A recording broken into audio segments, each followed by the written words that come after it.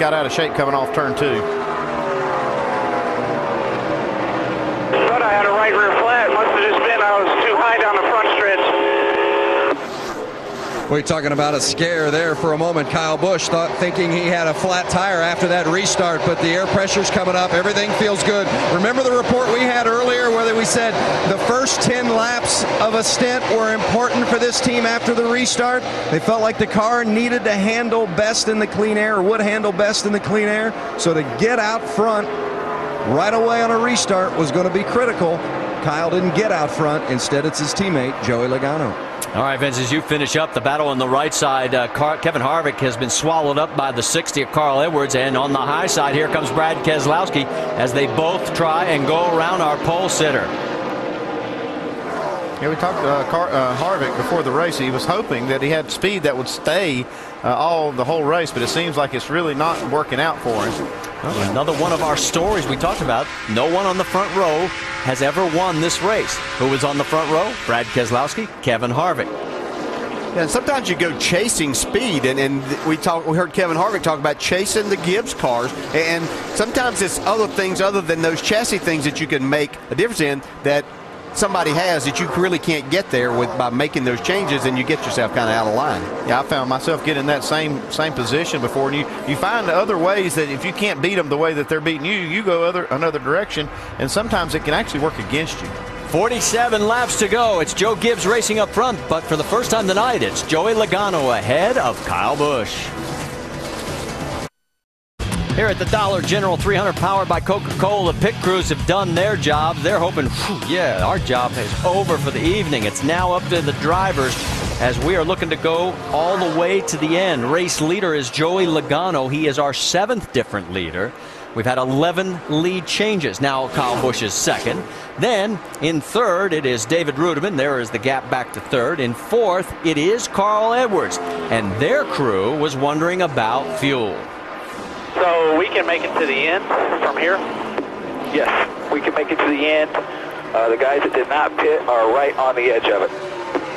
Okay, 10-4. So if it goes to the end, we've got better tires than them, and we got a little more fuel, and if we get a caution, everybody will probably come get tires. And that was all the confidence Carl Edwards needed to get on the run. He's already moved up 3 positions since that radio communication. And Marty, remember Carl came in because he had a vibration 3 laps before that? He said, guys, I think that was our get out of jail free card. Yeah, you're right, Jamie. He's picked up 8 spots total since the restart. And here is Danica Patrick racing Justin Allgaier. Patrick is 2 laps down in 23rd. Allgaier is the last car on the lead lap in 15th. Yeah, and I'm telling you that she is racing him hard, and I think she's quicker than Allgaier. Yeah, he ran her down as they got in some traffic, but look here, her and Mike Wallace trading a little pain here. Oh, she's not taking any of that. No, a little side drafting. She understands that, and that got her by. That's from look on from behind. That's Morgan Shepherd's car.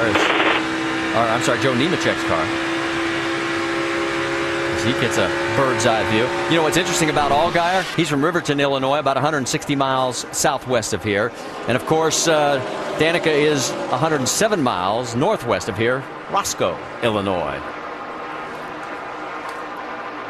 Well, we had word about the 15 and the 62 going after each other. That's Michael Annett and Brendan Gaughan. And word is that we had a little slip. Yeah, they've been battling here for quite a while, and you see Brendan Gaughan down the inside of Paul Menard. Oh, yes, he did. Careful. Nice catch. But it is going to cost him as the net goes around him on the high side. So those guys continue their battle. That is 1 lap down. He is 17th. Brendan is in 18th. Paul Menard right in front of him. He also 1 lap down in 16th. He would get the lucky dog if we get another caution with 37 laps to go. And Michael Annett, one of those guys who has cycled through very well, all the way down his low point of 36th, battled his way back to 17th, guys. Yeah, he's done a nice job here tonight, and it's another one of those young drivers that has a lot of talent, and you see just improvement week in and week out with him.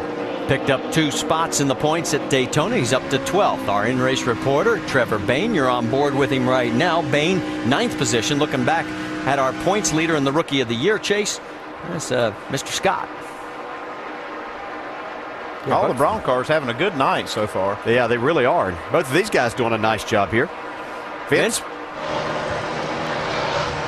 Trevor Bayne and that 99, guys, you're talking about, they just been dealing with a free car most of the night. And Jerry Baxter, the crew chief, said they made a lot of changes on this race car during the course of this weekend to try to get it to be able to turn the way they wanted to, not be too loose at the beginning of the runs and then too tight toward the end. Right now, still dealing with it being a little bit too free, but running to the end is the key for this team. Get this 19-year-old more experience lap by lap by lap, having another good run here tonight. Bayne in a Toyota running 9th. And as far as Bayne, he has top 11 finishes in 3 of his last 4 starts. As far as Toyota, they are running up front. Top 3, Logano, Kyle Busch, and David Rudiman. Which one's going to win it? 34 to go. Stay with us to find out.